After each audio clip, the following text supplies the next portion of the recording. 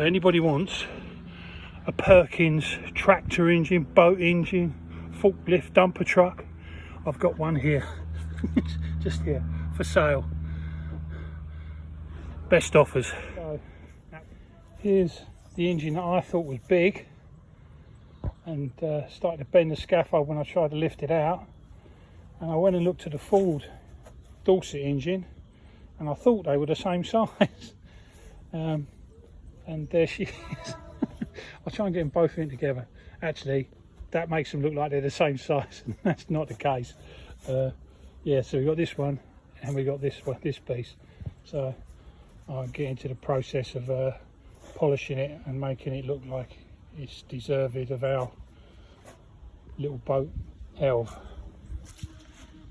She is a beast. She actually went under the water when the fire happened. So she was salvaged from a fire damaged boat. Obviously she didn't get any fire damage. Some cables that went to the helm did, but as you can see, all the rubber didn't get scorched at all. So she's good to go. I've had her running and she sounds fantastic. A little bit of rust in the gearbox, in the flywheel, but I'm going to pop that off in a minute and dry it out and put some WD-40 in there. Okay, so there it is. Right, today I've come down to the boatyard. Last time I came, I bought Christine's overalls and had to squeeze them in. I just had to have them around my waist. Today, I forgot everything. So I've got the work clothes, but they're not my overalls. So I'm just going to work on the engine today, cleaning it up and painting it. She's going back in Oxford blue, which is very similar to the full blue colour, so it should look pretty traditional. Forgot everything, my glasses, but I managed to find my Bono work glasses, bifocal. I bought these years ago and lost them, and in desperation I'm hunting for my glasses, and I found Bono's where the streets have no name. So today we're just going to concentrate on getting this a lot of the burnt stuff off, check where all the wires go, make a list of everything where I know it goes and where I don't know it goes, and do a bit of research. The alternator's being serviced at the moment, that can go back on. I'll get a new belt for it. I've got new hydraulic pipes to get, new air filter, new hoses, a lot of stuff to do and get on with. So I'm just going to make a start. Here we go.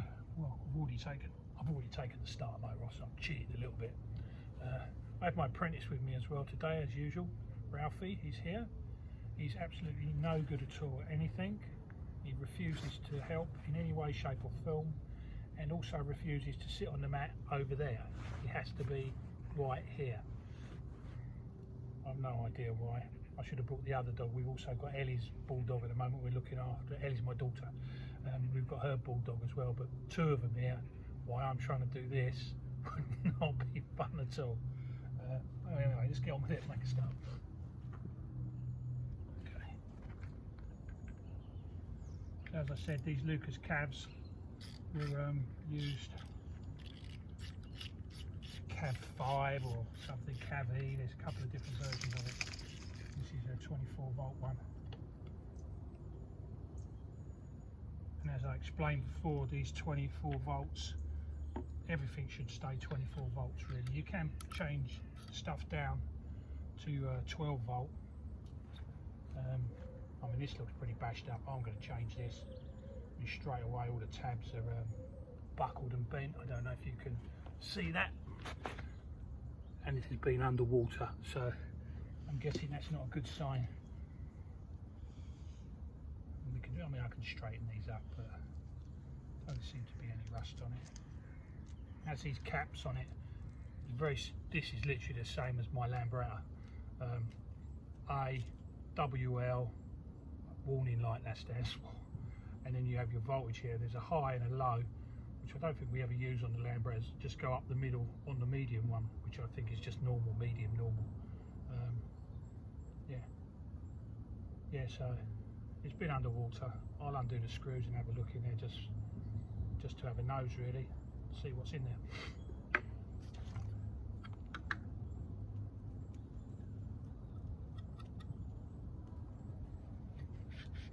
green stuff on these is just modified. There's different companies that do it. Sabre is one. They put a turbo in this one. They put extra piston rings in to take the extra pressure of the turbo, and it takes this from 120 up to 180 horsepower. But it was never designed really to have a turbo on it. There's another company called Mermaid who also use the same block. This one and a Dover, they're very similar engine. Still a massive great big beast. You can't even move. There's just no chance at all of moving it. I actually thought that when we got the boat and it had the Perkins engine in it, I just wanted to move it over a bit so that I could spin it and see if it was seized or not. And I put both my feet against the engine and my back against the side of the boat, and it still didn't move because my brain's just thinking car engine. This is not a car engine.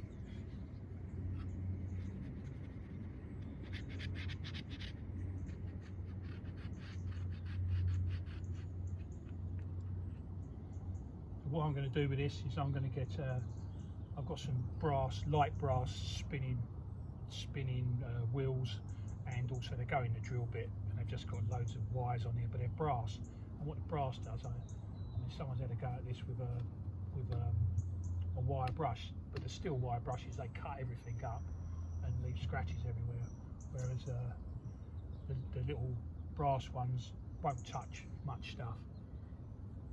In fact, it'll almost polish it enough for an engine, and just polish it up, and then I'll put some lacquer on there, which will be engine lacquer, 500 degrees it's supposed to take, but we will see. So I'll polish it up, I'll put some lacquer on it, and then a couple of years down the line we'll see if it was all worthwhile. And hopefully this beast will still be with us and performing brilliantly. One of the things we got to discover on this is the gearbox, because they have all different ratios. Basically, there's a thing called a velvet drive that goes on this, Borg and Warner, I think, but they have all different ratios, and the ratio is determined by the weight of the boat, the horsepower of the engine, the prop shaft, and the propeller. And usually you have all this, and then somebody makes you a propeller to match what you've got.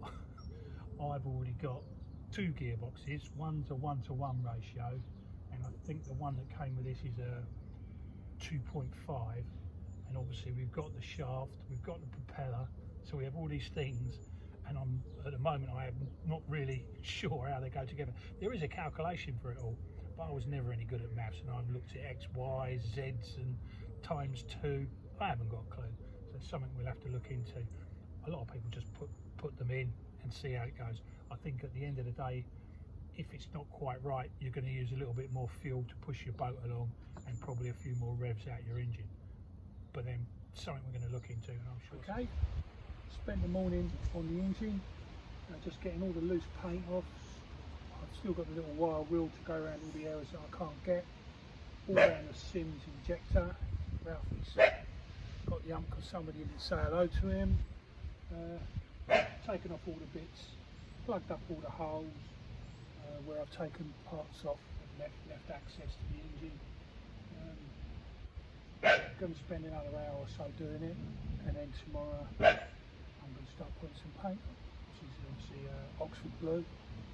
Actually, I found some old blue on here which isn't too far away from the original full blue that this would have been before it got marinised. So that's it, that's where we're at, isn't it? You can have a look. Pretty clean. I'll take the rocker cover off tomorrow. I didn't take it off today, it was easy to do it while it was in a fixed place. I'll just get the last little bit off tomorrow, stick it up on the bench I've made outside, and going to hit that with some blue. I've got some blue, I'm not sure what it'll be like. It looks almost metallic, but it is a full blue.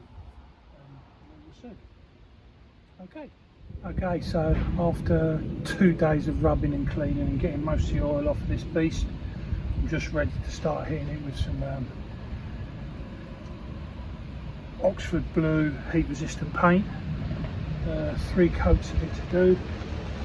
I'm just going to start from the top and work my way down. I've already done the chain case at the front and the pulleys, and and the rocker colour, which has just had to go back to metal because it's just been painted so poorly over the years, and I'm going to do it properly. So I'm just going to paint. You can watch for a little bit.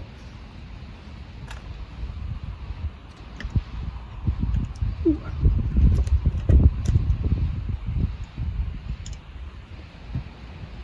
Right, so this is Oxford Blue.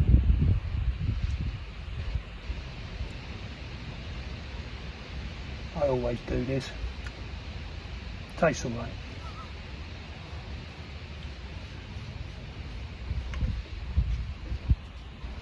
A good blue ice cream, wouldn't that be cool?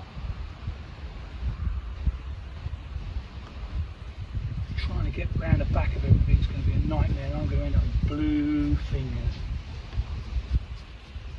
I think I need a long flitch brush. That's what they're called, I think. Exactly for this purpose. Quick little video, 6:15 Saturday night. You have to put the two coats on together, otherwise it all peels, the second one will peel off. Looking pretty cool. I'm really pleased with it. It's like a brand new engine.